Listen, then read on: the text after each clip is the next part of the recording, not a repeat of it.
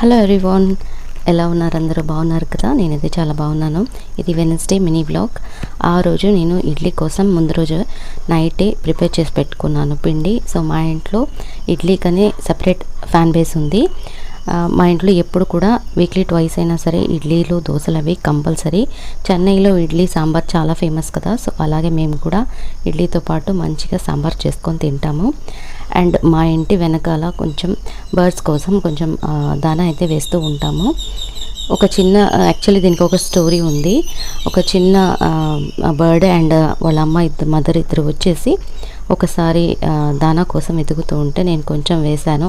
So ఆ రోజు నుంచి మొదలైంది. సో ఎవ్రీడే వీటి కోసం వేస్తూనే ఉంటాను. అండ్ ఉడతలు కూడా దాంతోపాటు జాయిన్ అయిపోయాయి.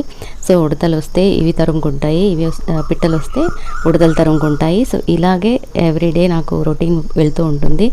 వీటిని చూస్తున్నప్పుడంతా నాకు కొంచెం మైండ్ రిలాక్సింగ్గా కూడా ఉంటుంది. అండ్ ఈవినింగ్ కొంచెం వాకింగ్ అయితే వెళ్ళాను. సో మాకు బయట వాకింగ్ వెళ్ళడానికైతే ఉండదు, ఎందుకంటే చాలా వెహికల్స్ అయితే ఎక్కువగా వస్తూ ఉంటాయి.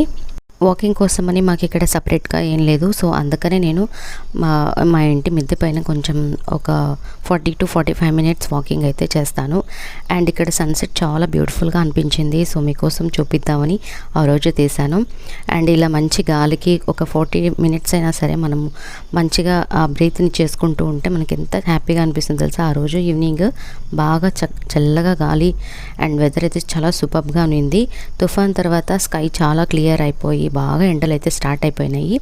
అండ్ మా టెర్రస్ పైన ఇవన్నీ కొంచెం మొక్కలు అయితే వేశారు నేబర్స్. అండ్ నేనైతే ఏమీ వేయలేదు, ఎందుకంటే ఇక్కడ నేను రెగ్యులర్గా అయితే పైకి రావడం కుదరదు. ఒకసారి హెల్త్ ఇష్యూస్ ఏమన్నా ఉంటే నేను పైకి రాను.